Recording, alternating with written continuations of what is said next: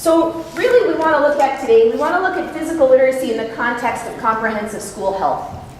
And that's what this talk is going to be about. And I hope at the end we're all left, myself included, with more questions than answers, because that's when the magic really happens, right? That's when the magic really happens. But when I think of physical literacy, I think of a spider web. Part of that reason was given away in my introduction. But I was thinking of physical literacy, and this image really spoke to me. So if you look at this image, you'll notice in the web, there's lots of strands of silk in the web. But there's some that are missing, eh? There's some that are missing. MacGyver loves it when I come back to Canada, because I live in St. Louis, Missouri now. And I come home back to there, and I'm like, he just loves that. So he comes out, he's running around me. So the silk, you see some strands are missing. But there needs to be enough impact to really support someone's development in physical literacy. It doesn't have to be perfect all the time. When you look at this image, you can relate it also to comprehensive school health. Maybe not every single piece of comprehensive school health is perfect in your school, but you can still support your students to develop as healthy people if enough of an effort and if enough initiative and program and policy and curriculum and extracurricular is in place. And so why this web in 2015 and not the internet was coming to mind. Here he is. With white out comes great responsibility. She practiced 5 times to get it just right. So the little one, Cassie, really wanted this Spider-Man doll for her 3rd birthday. They're obsessed with the Avengers, these girls. They're just absolutely obsessed. It's, again, MacGyver, duct tape, and the Avengers. It's all good. Like, she wants to go to Comic-Con. All right? So she wanted this Spider-Man doll, and so that was great. That was easy. Spider-Man doll. And you press the button on Spider-Man, and all I was hearing was, with great power comes great responsibility. Uncle Pete, right? I had to go back. I didn't know what I was missing. It is actually a great film.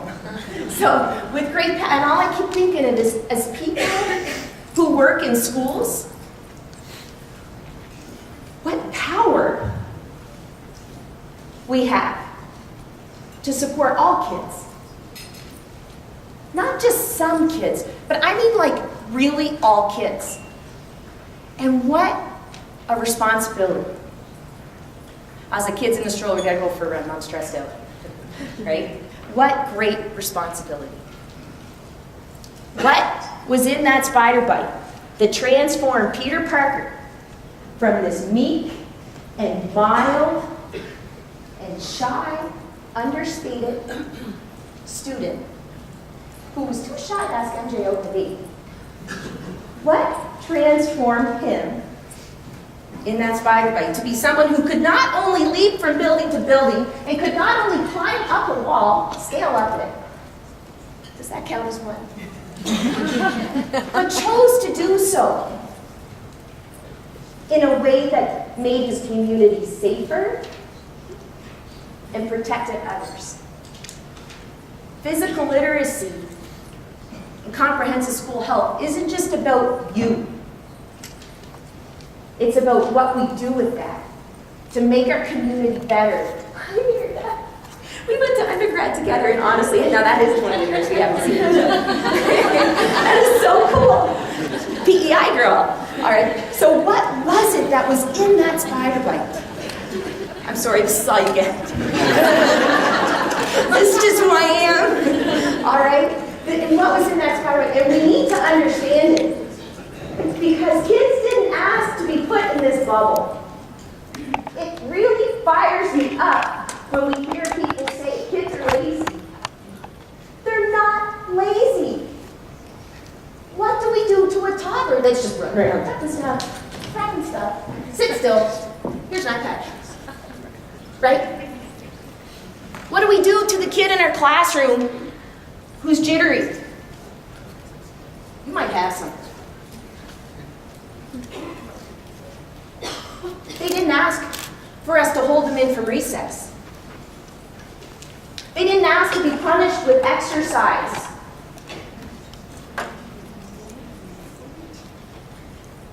Kids aren't lazy, adults are stupid.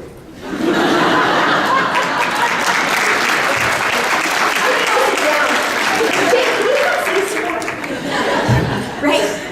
But we need to help kids. You know, we hear all the time in education, and I'm such a proud teacher. Like, I'm a proud phys editor.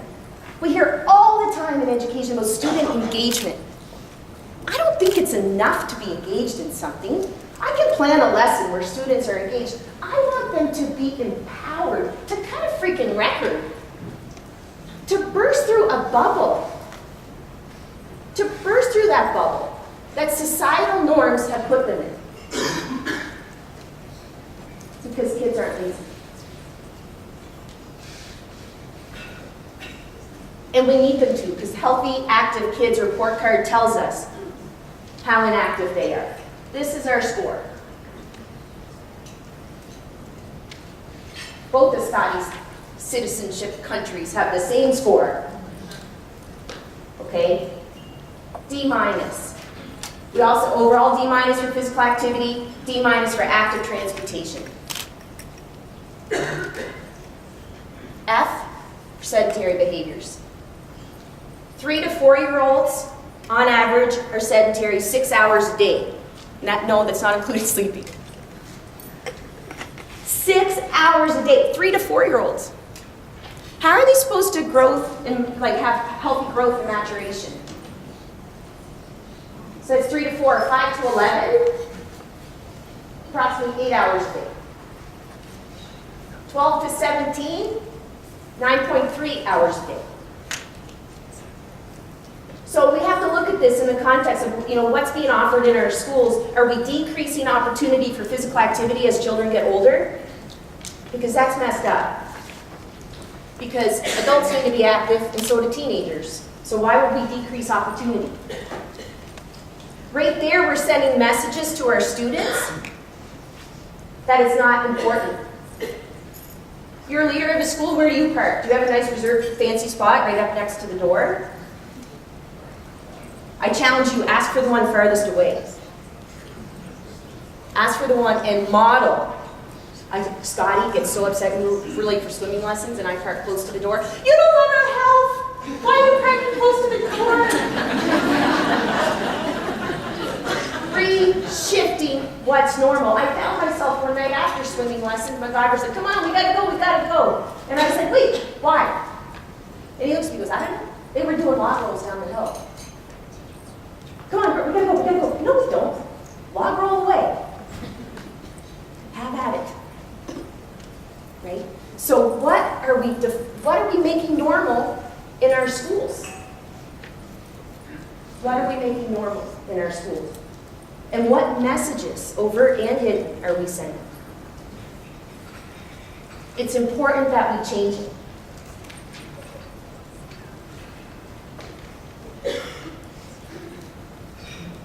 We just heard from one of the most profound speakers and singers I've had the pleasure of listening to, and talked about her own experience of how exercise makes her feel better. She says, no matter what people say, it does. Thank you for that, Shay. We're making kids sick and unhealthy, and then we talk about their learning. How can people learn if they don't feel good? I was the most underachieving student. That's why I kept going back to school. I knew what I didn't know, and I kept wanting to figure something out. But the more I would get into setting goals related to physical activity, the more while I was training for those things, oh, wow, that makes sense to me. Or why is that like that? And you just start, the creativity starts coming. Start thinking about things differently.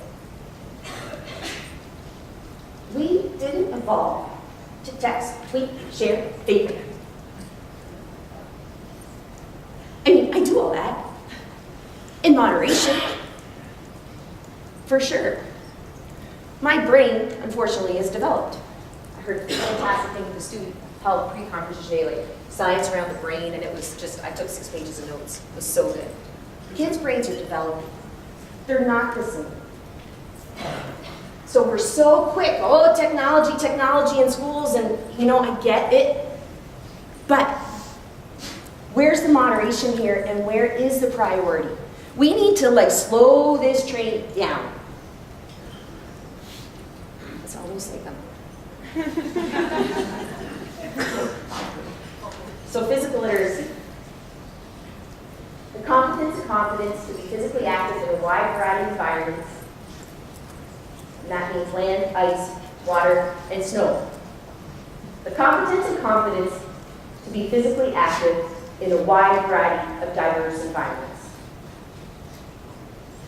So I was on the board of PHE Canada at the time with the former president, past president at that time was Grant McManus, who's in the audience, okay, and that we adopted this definition as an organization with Physical Health Education Canada that came to us with what physical literacy would mean in the context of education. Because we really wanted to make sure that it wasn't just about the physical.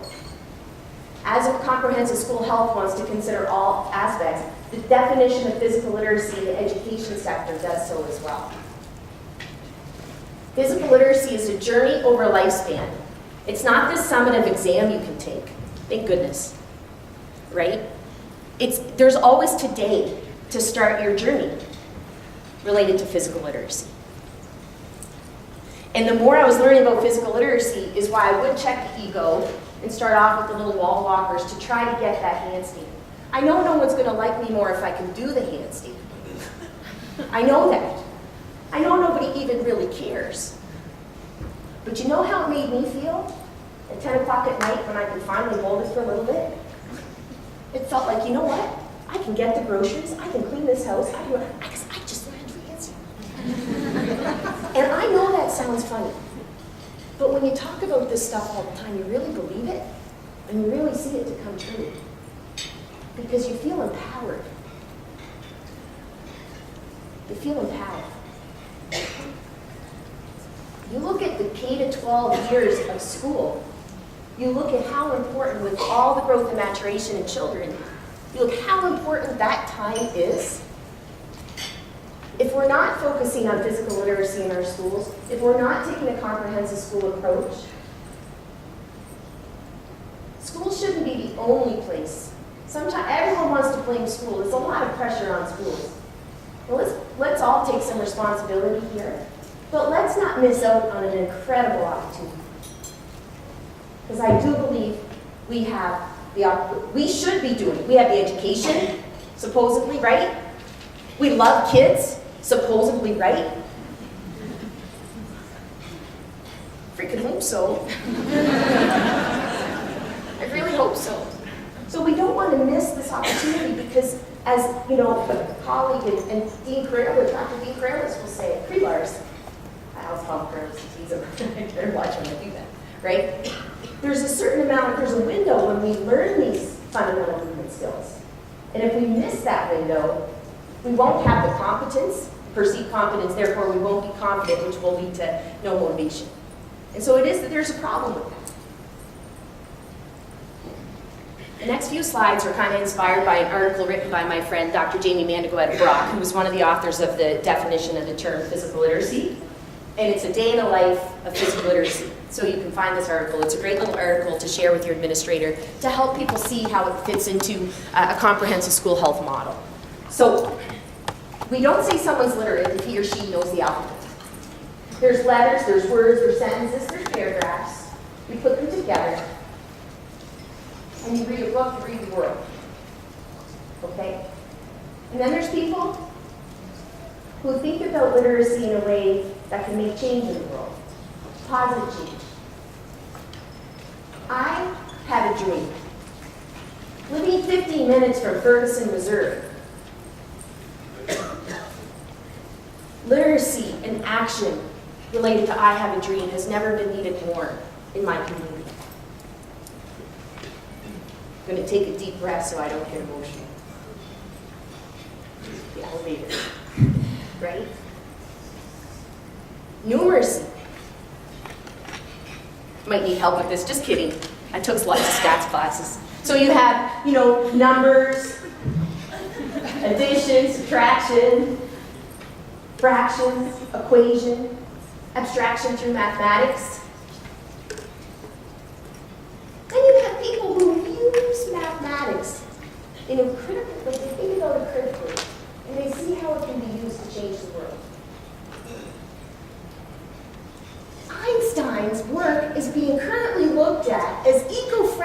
options for heating and cooling.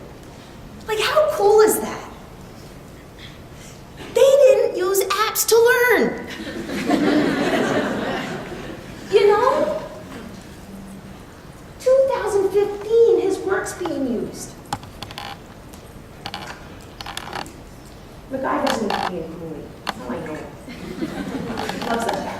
All right, Shay, I promise you I won't sing. It's cold, I can barely talk, so if I sang, it'd even be, oh. So we have our musical alphabet. I'm choosing music purposefully because it's not just numeracy and literacy. Because we can't have the whole child when we're only teaching some stuff. We miss opportunities to connect with people who have talents beyond our wildest dreams. True story, I got kicked out of the church choir. My aunt was a director. Tough love, Nova Scotia. Okay? I mean, I'm a really nice kid. But that's okay, I love music. I just turn up really loud when I sing so others can't hear me. All right? So you have your musical alphabet. You have harmonies and melodies.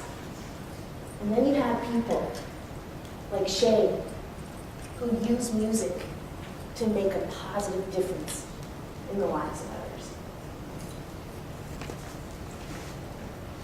And Shay, you're in pretty good company because you also have people like Bono who use platform and music, you know, the Red campaign to fight and raise awareness with HIV. People who think about their stage or their talent in a critical way and how it can be used to positively impact the world. So when you think of physical literacy, you have the fundamental movement skills, you have movement combinations, you have more complex movements. Hopefully all those are taught in fun environments. Because do we really care if they can get the shuttle in badminton in the hoop that's over there? It's like that wasn't fun for me as a PE major. Okay. Like, I want to play, right? I want to play. Because if we don't have those, you know, if you don't understand how to read, you can't choose your favorite mystery novel. If you don't have the basic competence in your physical movement, you can't participate in what you enjoy to do. And this is borrowed from Canada's Sport for Life. Okay? But if you can't run, for example, you won't be able to play some of these sports if sports is your cup of tea. Like, I love sports, but I was a Highland dancer growing up. I'll bust that out sometimes. Actually, this is really kind of funny and true, but I was telling MacGyver I was tired of dancing with uncles at weddings, and so we get all these breakdancing videos start showing up from Amazon Prime. I said, what are these? He was a very high-level wrestler, and he said, I just want to learn how to breakdance. So he's there breakdancing. Now I go to weddings and he performs. And I still dance with mountains. So who uses physical literacy in a platform to change the world? If you heard of this guy, stand up. I'm not going to call you out, I just want to give you a chance to stand up. Oh yeah, some of you heard of him. Nice. Not enough. 2 or 3. Scott Mercier. All right. If you tweet, send him a tweet and tell him he's the bomb. You know what people say during the doping era in cycling that I think is still going on for some part, right? Break life lessons in sport. Okay, so they were all level playing field. Hear that all the time. Level playing field. You don't know his name because he chose not to dope. He refused it because he didn't want to look in the mirror at a cheat. It was not a level playing field. How are we celebrating people in society and how they use their physical literacy? Because physical literacy, just like with comprehensive school health, is about the whole person. What they do with that to make their lives better and healthier, others better and healthier, and their community better and healthier. Because you know what? We don't just need good math students, which we absolutely need. We need good math students who refuse to build a bridge as an engineer that doesn't have a bike path and a walking lane. You see what I'm saying? Yeah! We need people who don't say to you, must be nice to have time to work out. I know. I just got goosebumps. I'm with my people. Right? But how about, hey, do you have any tips for someone to just start fitting that in? You know, how does that work? How does that work?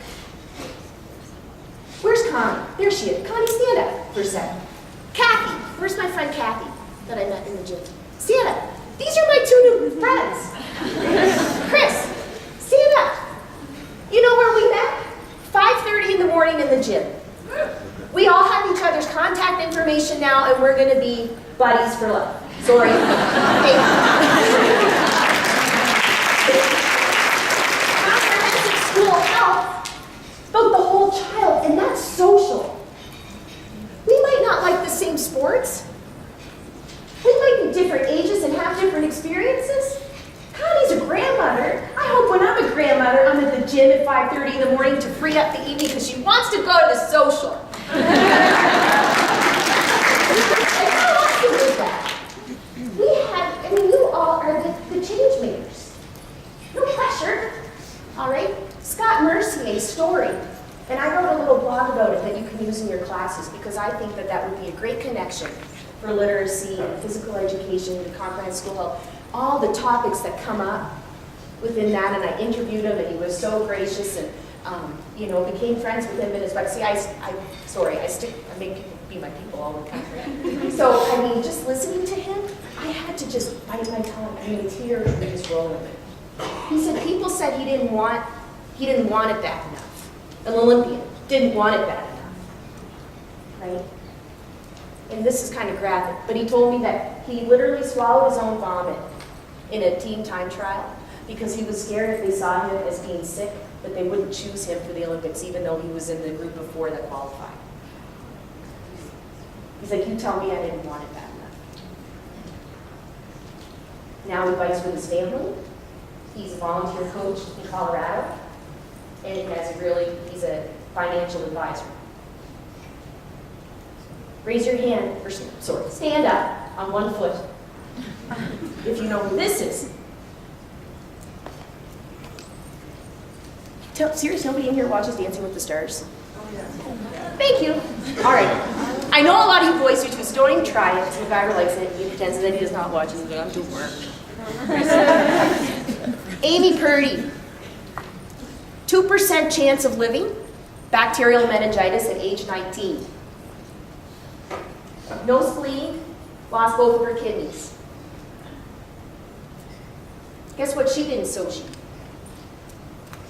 Bronze medalist in snowboard cross. That's the one where there's the 4 snowboarders and they're like hardcore. Trust me, she said I learned how to snowboard 27. It's ugly, but it's so fun. So she's out there 2 years later competing at the world stage. She has her father's kidney now. Not only that, but she started Adapted Action Sports, a nonprofit in the U.S. for individuals who want to participate, who happen to live with disabilities in snowboarding, surfing, and skateboarding. Skateboarders are so marginalized. It's like we think if you have a skateboard, you're a hoodlum or something. Like what? Why? Look, I got a longboard for Christmas last year. I got a crock pot, but that's a whole other story. So Amy, I actually love it now, but I had to talk about bite your tongue. Okay, so she used her platform. She had, 2% chance of living. Used her platform. But guess what else, in addition to these action sports that her organization helps to sponsor? Shay, you'll appreciate this. Art and music. Art and music. How are your schools accommodating kids who might have certain needs? How are your schools, what kind of sports are you offering? What kind of intramurals are you offering? Are they truly inclusive? What kind of playgrounds does your school have? Is it an adapted swing over in the corner underneath mulch where a child needs to get carried to? Or is it on a truly accessible surface where the child can come up and they're all that way? When they're all that way. Every student in our schools is someone's baby.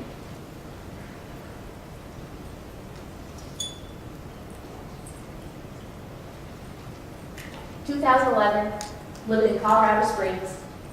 You're going to think we kept getting fired, but it's a whole other story why we're moving around so much. Okay, so 2011, Colorado Springs. I'm looking for MacGyver because he's hoping his college team at Cornell is going to win the national title for Division I wrestling. So I'm watching TV with Scotty, Scotia's nickname. We're looking to see if we can see Daddy in the stands. And I see this guy. So this is not para-sport category. This is just Division I NCAA. It's like CIS, highest level of sport in the U.S. Division I. 125-pound national championship wrestling match. Anthony Robles wins. He was born with one leg. He doesn't have a stump to attach any prosthetics, so they were trying to put prosthetics at age 3. He's like, don't get those away from me. Poverty, single parent family. He had to miss workouts in college because he had to have a job so his mom wouldn't be evicted from her home because he had younger siblings. You want to measure grit in school? Why don't we measure it in life? This guy, the coach allowed him to walk on. He would do his 5-mile runs, and the coach would say, Anthony, we can adjust. During walk-on, he proved himself in the tryout. We can adjust you, so you don't have to go as far. No, coach, I don't take shortcuts. Crutches, 5 miles. You want to know why I'm there at 5:30 in the morning this morning? Because I can. You know what the team did? Turned around to go meet him. So they could take him every time they did a team run, and they'd all finish as a team. What other sport? People are like, you're really into wrestling. I don't wrestle. I barely know the moves. What other sport has a uniform for every size? What other sport accommodates for people like Anthony, where you don't need to belong to a country club to have the opportunity to learn the skills? You look at a university female wrestling team, visibly the most diverse team you'll ever see. That's why I advocate for that sport. He's now a motivational speaker. What you wish you had. I wish his platform. Physical literacy is Lance Armstrong. Okay, it's people who are really using their platform. So I was very lucky. So, there's this quarterback named Russell Wilson. You might have heard of him. Well, despite of having me as his PE teacher for 4 years in middle school, he went on to do great things. Russell was always as good of an athlete as Russell was. What we loved about Russell was his enthusiasm and how respectful he was. I was a steward. He'd go, Stewie, what are we doing today? First one of PE every day, go figure. Talk about competence. Outstanding student. His father played football for Dartmouth, which is an Ivy League school. His grandfather was one of the first African-American university presidents. Russell was raised well. We were just lucky to be in his presence, quite honestly. He's using sport in a positive way with his relationship with Seattle's Children's Hospital. And he doesn't do it for the glory. He does it to try to promote change in the culture of other people who have the same opportunity. And really, this is physical literacy. Don't you want to know these people? I mean, how fun is that? Don't we want our students, don't we want to, when we retire? Mom retired Friday. She surprised us out here. She surprised my kids. Everything's really fun. She flew to Nova Scotia, and we're talking. She's going to start the silver sneakers. She's great. So it's like, Mom, you got to figure out how you're going to have your day where you're actually high school librarian. And she's so pumped up. She's up there working on her Facebook silver sneaker page to invite all the people in the neighborhood. They're going to put in a prayer. I said, Mom, you can't have draws for cakes and stuff. She's like, okay, what do we need the draw for? She's all on it. All right, so it's really cool. Diverse environments, land, snow, think of all the things, and for what? There's some snow, typically, in Alberta. Snowshoeing, skiing, cross-country skiing, skate skiing, fort building. Not allowed to say snowball fights, probably not. Skating. Skating for fun, for social. Skating for fitness, skating for ringette, skating for hockey, skating for sledge hockey. All right, all kinds of things we can do on ice. But we have to afford kids the opportunity to develop skills on these different surfaces. In the water, track run, Swimming for fitness. Social, having a good time. Surfing, kayak. I'm still trying the surfing. It's pretty ugly. I shouldn't even really say I can do it. I can get up sometimes, but that. All right, but that's okay, because you just get back up. What all those things have in common is nature. Disconnect from Wi-Fi, connect with nature. Comprehensive school health, physical literacy. No fancy facilities are there. It's not how it's intended. Kim, just, I have no idea where I am on time. So you just give me a, all right. But before we can really do any of this, we have to establish a community.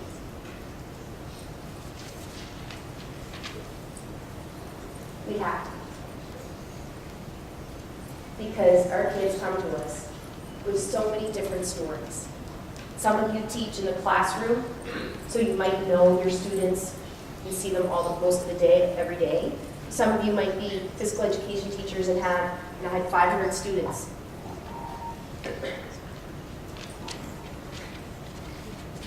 Get kind of stressed out when you're like, I have blank curricular outcomes, I have 500 students, how am I supposed to have this relationship with all of them? There's ways. There are ways. Lots of ways. And that's when technology can be very helpful. We have to establish a community, get to know these students, get to know them, so that they will feel safe to develop in their physical literacy. We have to crack the shell. We have to let them know how much they matter to us and remind ourselves why that is. One school I taught in Virginia in 2010, there was a 97% free reduced lunch population at school. These kids, it followed all the, guide, pyramid, whatever country real same thing, regulations. Breakfast pizza, free reduced lunch, chocolate milk. You know what they poured the chocolate milk on? Cinnamon Toast Crunch. Those, when I tried to suggest some changes gently, I'm a new teacher there. It's 2010. I learned some things. Those things are more expensive. That was more expensive than the white milk. I also learned that the kindergartners and first graders couldn't reach the white milk. By doing one little activity with them, taking about 60 seconds, drawing 2 cups, showing a chocolate milk, white milk, how much sugar's in this one, how much sugar's in this one, and what sugar does to the body, they rebelled and they refused to drink the chocolate milk. They're so smart. I went off on maternity leave in the States for a whole 6 weeks without Great. A guy who took the night shift, he was a trooper. He did his work at night, so So I come back, guess what? It's all switched back. The cafeteria ladies, Coach Stewie's, Coach Stanec's back, I was standing there. Coach Stanec is back. Whoop. Everything was getting shifted. The last week of school, they ran out of white milk. We're only served chocolate milk, and the kindergarten split. A grade 1 teacher came to me and she says, Coach, come to the cafeteria quick. I go, why? What's wrong? She goes, we need you quick. So I'm running to the cafeteria, and the kids are standing there like this. And I go, boys and girls, what's going on? And they said, there's no white milk. We're not taking the chocolate. And I said, have at it. I'm going to the store. I'll be back in a few minutes. Right? We had kids who were homeless. At that school, I had kids who literally would come after spending the night in a car in grade 5. So all this sounds great, but we have to be, they need to feel loved and safe, and we have to teach them. In phys ed, we have to teach them about nutrition. In math, we have to teach them about nutrition. And it's a two-way street. I'm very happy to teach math in quality physical education class. Absolutely. Because to be in the world, whatever job you do for a living, health is important. And other content is important. Thinking critically about reading something is important no matter what you do. That's why I say check the ego. We all have important roles to play in our schools. If we just really listen to each other and just figure out ways to make it happen, that's kind of the key.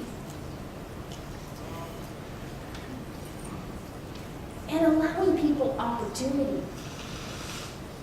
Do we offer goal ball in our schools? What kind of equipment do we have? It starts at the pre-service level. I'm sorry. Why the hell is like adapted a separate class? It should be day one, smack right there. How are you differentiating and think about all these different types of disabilities that might exist in the classes that some children might live with, and how can we really support everybody? You're doing a budget for a class set of bicycles. Does it include adapted bikes? If not, why not? You build a playground. If it's not truly inclusive, not just a little accessible, but not truly inclusive, you can't tell me it's not money that's really invested. There's a nonprofit that I love to raise money for. They're called Unlimited Play. They build like inclusive playgrounds. Grandparents are able to go to the playgrounds with their grandchildren. Veterans coming back from Iraq and Afghanistan are driving 2 hours to take their children to these playgrounds because the surface is kind to prosthetics, because they can maneuver their chair all the way around the equipment. I tried to get one of these playgrounds in Nova Scotia, and a vice principal said, too many legal things. I said, buddy, this is Antigonish. I got a first cousin who has a backhoe. I have this person, can't do that. Yes, you can. You can do in kind. I've done lots of work for Nova Scotia Health and Wellness. They do in kind all the time. One person stopped it from happening. When I promised I'd raise money, thousands of dollars for it. No strings attached, money nowhere near it. Now, there's a champion in another part of the province who kind of heard the story. Guess who's going to get a playground? You, each of you, one of you can make a massive change. And you do. I know you do. Active modes of transportation, comprehensive school health, physical literacy.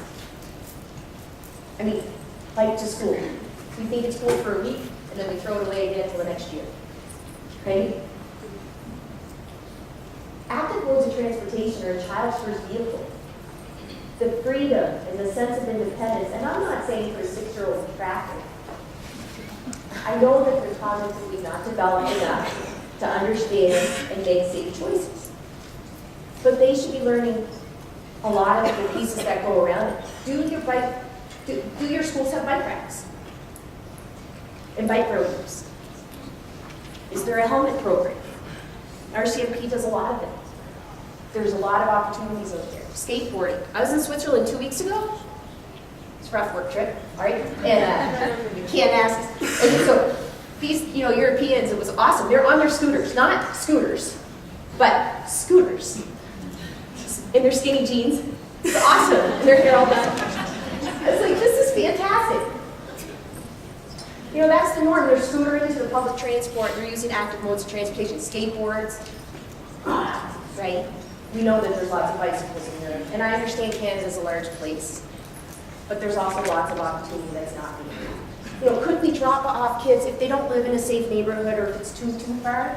Can we not maybe just reimagining or just at least not giving up? Like maybe we can drop them off and have walking school buses to give them extra steps in the morning.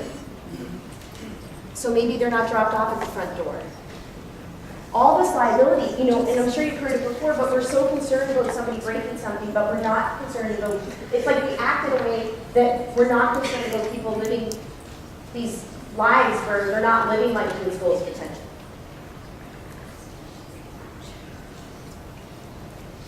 Grit.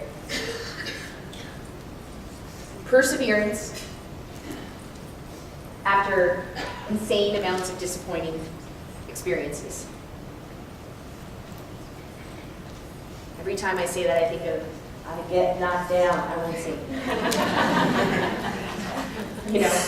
But how, it is possible. We want kids to demonstrate grit. Are we demonstrating grit when it comes to comprehensive school health? Are we? Are we looking at everything as a brick wall? Or are we seeing a little bit more as a maze? possible, and we have to help people with this mindset, this growth mindset. Dweck's work at Stanford. Britt's work is Angela Duckworth out of University of Pennsylvania.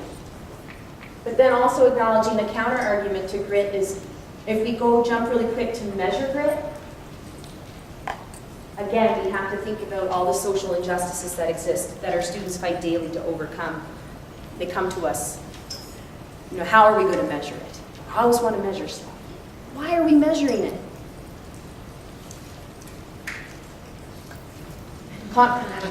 With physical literacy and with comprehensive school health, we really, excuse me, we really need to focus and encourage people to ask essential questions. Why, Mommy? Why, Mommy? Why? Why, Mommy? She's already surpassed my knowledge. Age 5. Why? What do we do to get why? Well, she keeps saying why. 14 years old. This is, you know, that's why I keep trying to answer. 14 years old, what you do? Nothing. Your kid won't open up to me. What you do? Nothing. What you do in school today? Nothing. I was teaching PE. I said, my biggest goal here is that when you go home, that when someone says to you, what did you do? You're really excited to tell them about something that we did in PE. Or an experience or an exchange or something that occurred in my class. Right? Something, how someone else lit you up. How someone lit your candle. Not because they were going to get something for it, but because he or she knew that it was a nice thing to do. I want to touch on that for a second. You think of the image of the candle, you're lighting someone else's candle. When we're building that community, that's the community. The reward needs to come from the understanding of how it makes the world better. When I was a professor, I went in to observe a pre-service teacher, and the student held the door for me, and I said, that is so nice, thank you. And she whips around, looks at her teacher, goes, do I get a point for that? Don't think it's not common. When we look at rewards with students, and we say they're entitled, we're bribing them essentially. Because they want to be outside moving, and so we're bribing them to sit still. It's like I'm doing you right now. Don't go move. It's like, you see how backwards this is? Kids are so cool. Like, I'm humbled every day about how much farther I need to grow as a person just by my kids showing me, telling me what's up, basically. And teaching, like just being reflective. That's why I almost kind of feel like I'm a fraud standing up here, because I know how much growth I have, right? But I'll be damned if I take away those why, Mommy, why. Because I want them asking questions. Because it's not enough to just know the answer. It's why is that answer important? Don't we want it? I want new norms in society. But I seriously think it can happen. I seriously think it can happen. Kids aren't the only ones who should ask questions.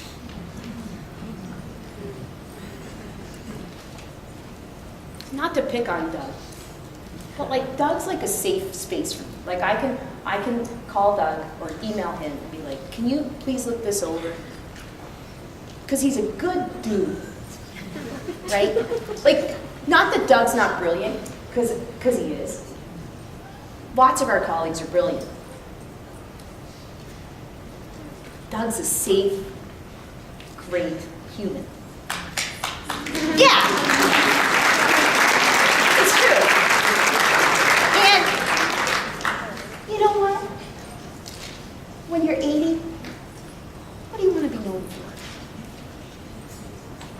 And can we start that conversation with our kids and how that fits into comprehensive school health? Do you want to be a Lance Armstrong who bullies and dopes and takes anybody down in the path? When I say dope, I mean cheat. Or you just want to be someone who tries to just live life in a way that's positive and inclusive and tries to help kids be healthy? You know, I know what I choose. And you gotta just, that's wrong, Stanec. I hear my buddies say all the time, you're wrong. And sometimes I say at the end of the conversation, you're correct, I was wrong. And that's so nice, just to be at a place where it's like, yeah, I was wrong. Sorry, thanks for teaching me. Life would be very boring. Like, I want to feel like I'm always in that mess. You know, when you clean your room, it gets really messy, and then it gets nice and clean. Like, it gets worse first because you have to get really organized, right? You know what I'm talking about. That's how my head gets, all the time. Again, keep going back to school, it gets messier. Now it's just so messed up. But it's such an exciting feeling. It's why I run, because that's when I can really think the most clearly.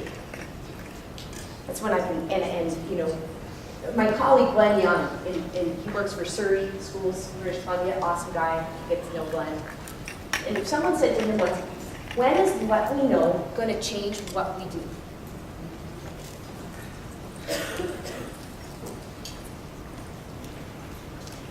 '21st century learning? How about 21st century school leaders? Creativity, collaboration, communication, and taking risk? Oh, really? You want our students to do that? Okay. How about we do it too?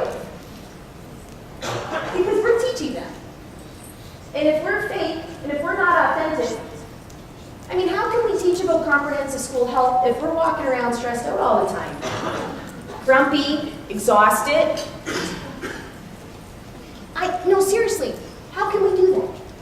It's not about being the most fit. It's not about looking a certain way. It's not about anything like that. But if we're not nourishing and making healthy choices, you have a staff potluck? What, are there any, like, must bring so many healthy choices? Like for me, when I first started teaching, it was like some people put on freshman 15. It was like, they start teaching, it's like freshman 1,000. You know, birthday cake in the staff room doesn't matter because there's, you know, it's just staff room stuff. It doesn't count.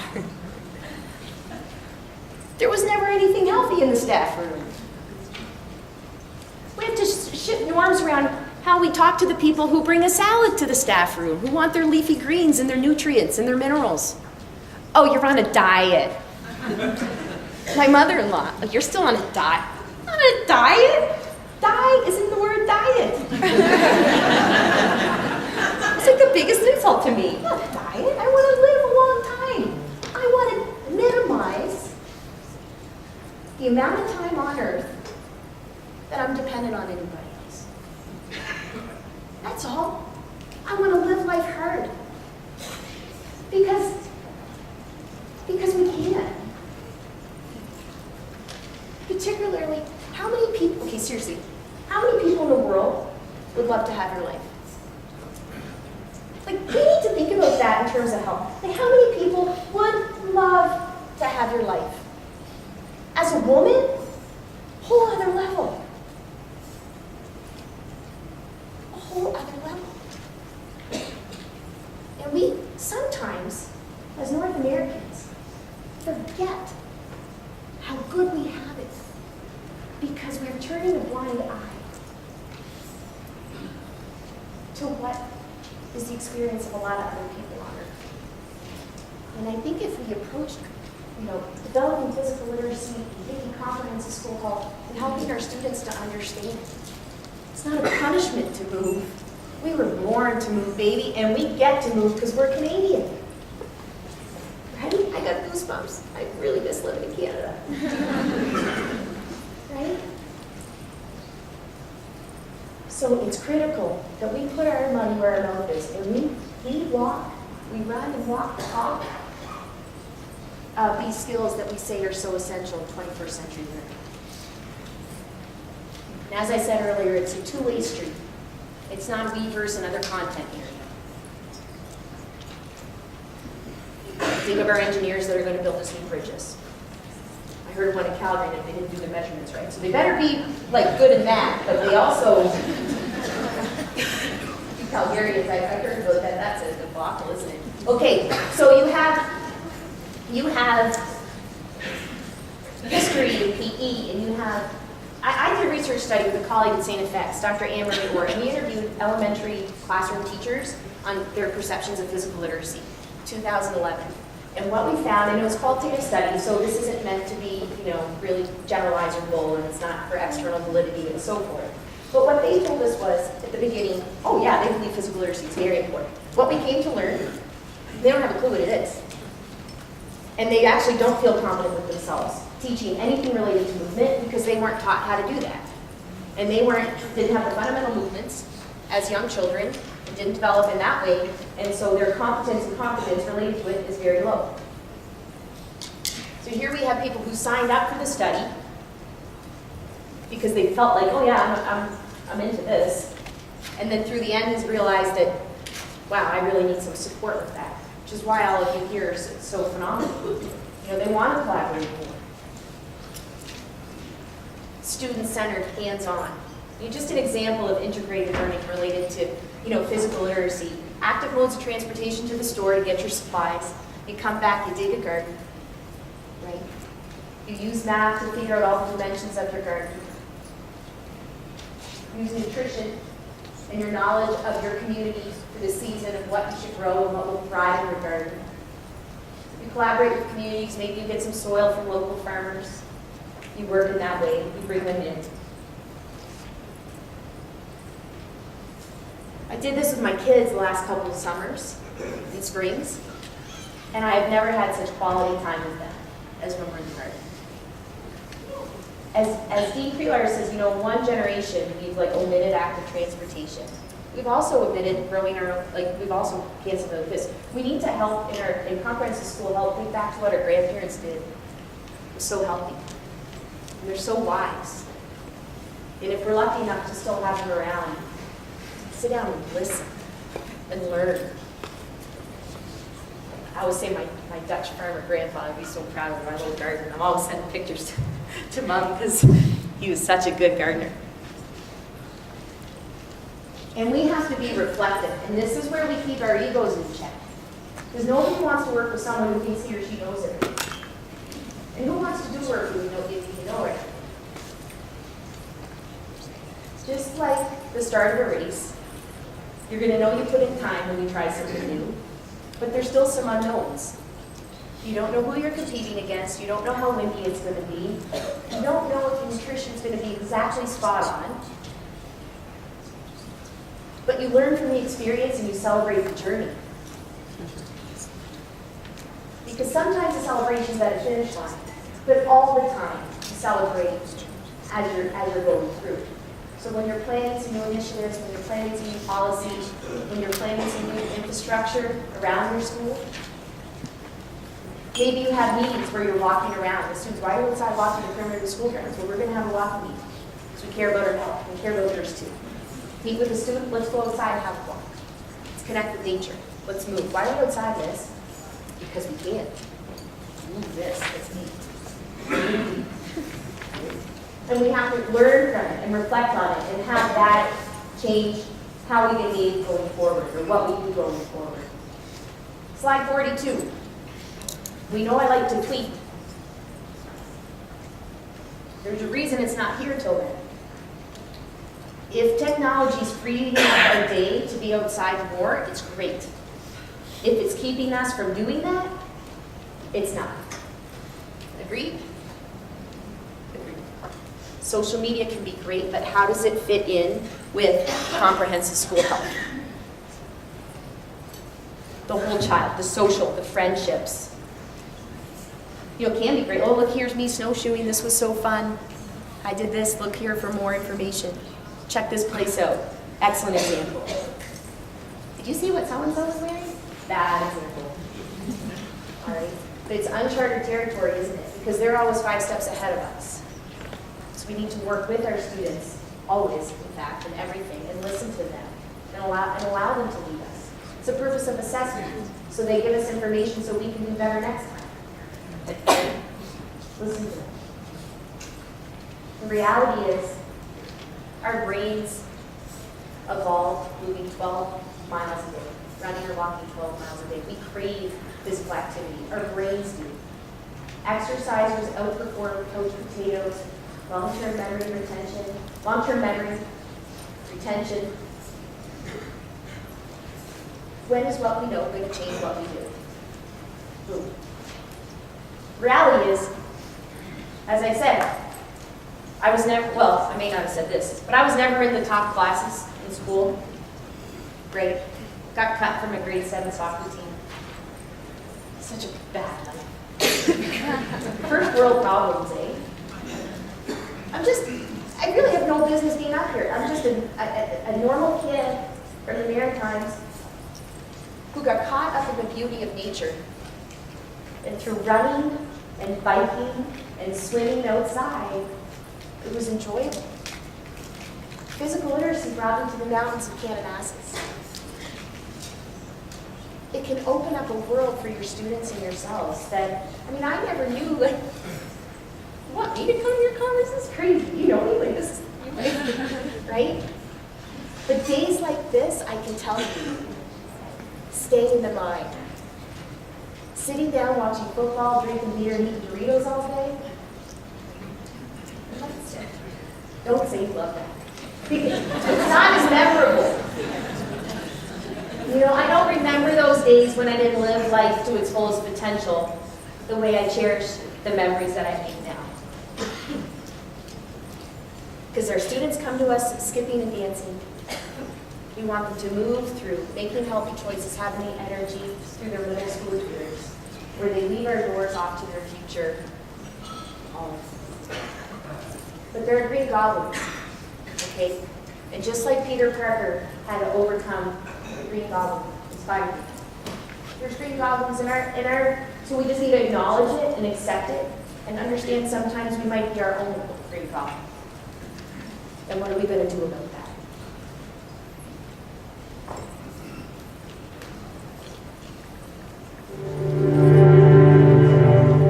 Here's to the crazy ones, the misfits, the rebels, the troublemakers, the round pegs in the square holes, the ones who see things differently. They're not fond of rules, and they have no respect for the status quo. You can quote them, disagree with them, glorify or vilify them, but the only thing you can't do is ignore them. Because they change things. They push the human race forward. And while some may see them as the crazy ones, we see genius. Because the people who are crazy enough to think they can change the world are the ones who do.